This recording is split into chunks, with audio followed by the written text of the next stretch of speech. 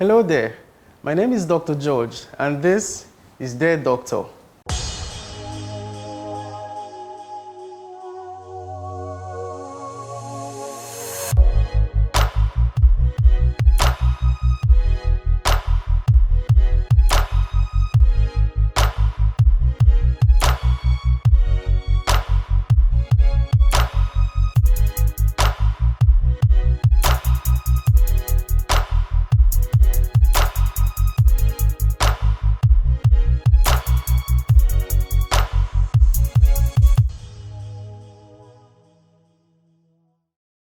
Understandably, in Lagos State now, it's a whole vibe. The governor just banned the use of Okadas and Kekes, and now everybody is worried. Some people have to trek, some people have to be compacted in buses, and some people who can have strictly restricted themselves to the Ubers and the boats and all the cabs they can get. Wonderful.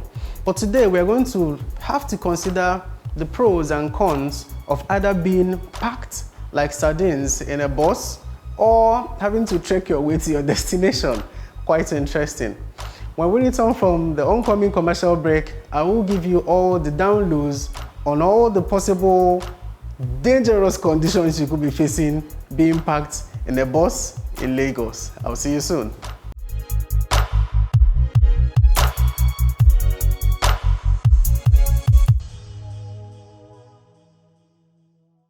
Hello there, I'm still Dr. George, and yes, you're still on to Dear Doctor.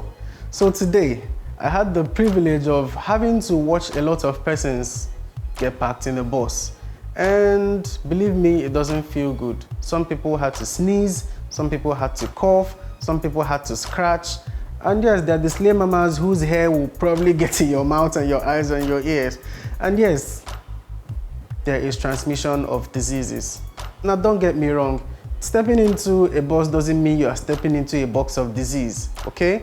But yes, on the other hand, you are going to be exposed to a whole lot of bacteria flying around.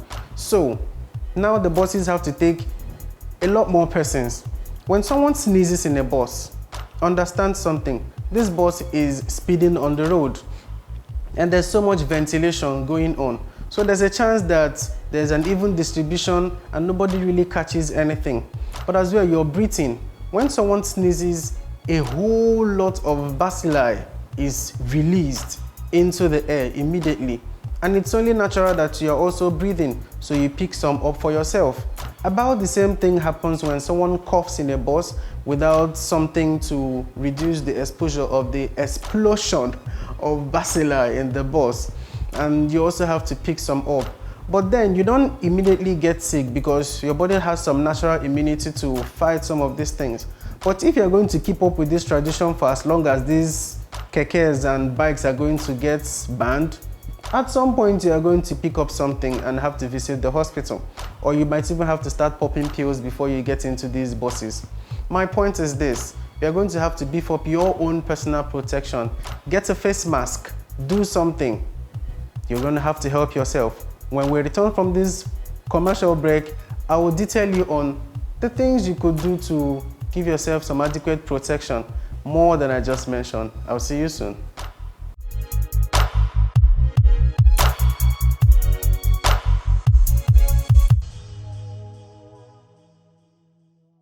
Welcome back. This is still Dear Doctor.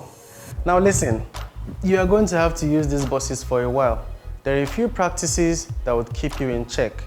You would never keep up with the number of things you have to touch in a day, especially when you have to get into a bus. You have to shift, you have to bring out your money, collect from the conductor, a whole lot of things.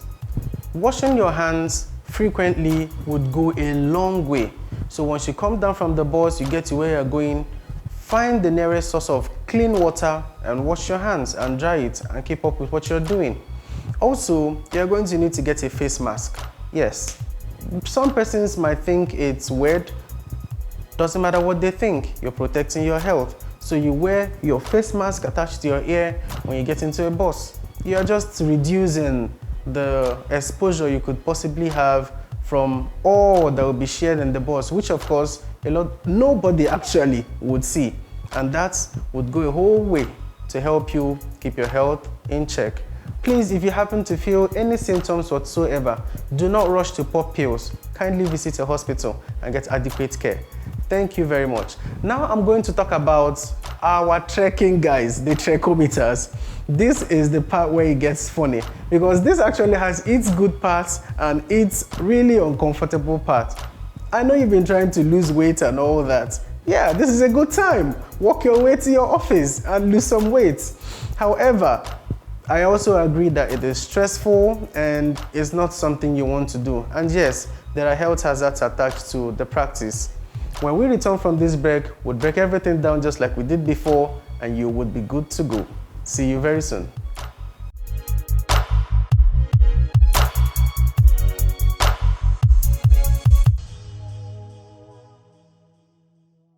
Hello, welcome back. For those of my friends who have to trek to work and back, I'm really sorry. But what can we really do? Just hope the government would do something to alleviate this. However, now I'm talking about the health hazards you might have to face. Have you really checked out there? It's hot and the air is dry. And yes, you are going to get dehydrated. Dehydration is a serious problem. If you've never faced it, you really wouldn't know. You have to take a whole lot of water, your throat feels dry, your tongue feels dry, and it's so uncomfortable. And you're not even arrived your destination yet. And so you are left with the option of buying water on the way or whatever you can do to keep going. I understand, but then make sure you're obtaining a clean source of water to keep you going. One thing you can do is when you wake up in the morning, you now have to get breakfast at home. Yes, unfortunately you have to. I know it wasn't your practice before. And you have to take adequate water at home before you step out on this spot-like journey. Okay, number two is that the air is dry and is really dusty now, so you're going to pick up a lot of uncomfortable smell and the air is dry, so it will do you a whole world of good to get a face mask.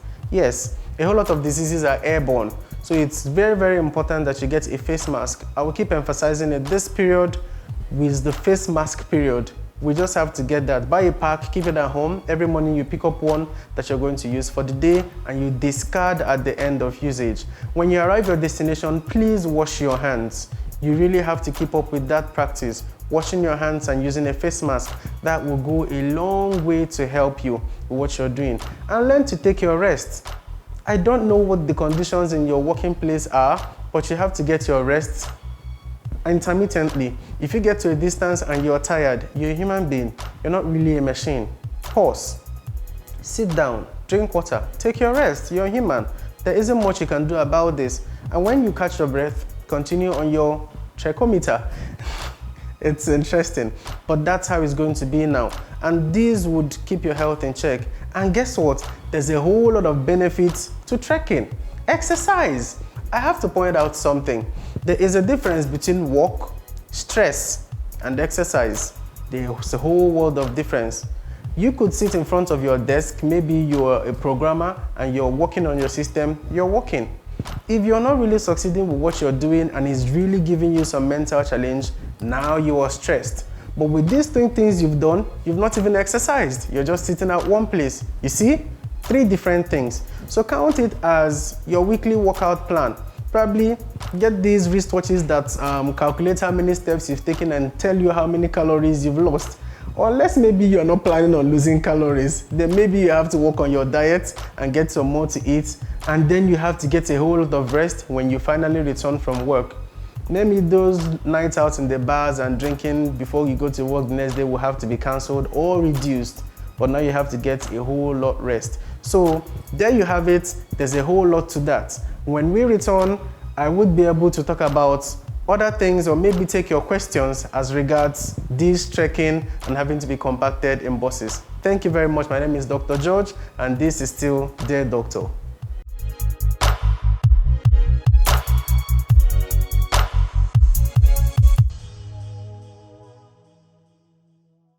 Just during the break, I was having a huge laugh when I remembered one of my patients presented to the hospital lately, and he was tired. When I mean tired, he could not do anything. If you wanted to check his blood pressure, he was tired. You wanted him to come with you to the lab, he was tired. Somehow I was beginning to think it was part of the sickness. Guess what? It wasn't. He just had to trek all the way from work down to the hospital. It's that bad. This begs the part where you have to get your feeding up. Of course, now you're burning more energy than you used to, and your body is going to place a demand on your energy. And so you have to not really become a voracious eater now. You're going to have to put in a little more calorie in food than you used to. But I beg you, do not resort to plenty sugars, because that is where your appetite is going to try to lean. This time around, eat more healthy, because you really need the energy to keep up. It's really weird that I'm giving Lagosians advice on how to trek to work and back. But what can we say? It's the condition of the day, and we have to make lemonades when life gives us lemons. Now, there must be social media handles displayed on the screen. Feel free to get across to me with any question whatsoever you could have. We'll be glad to help you out.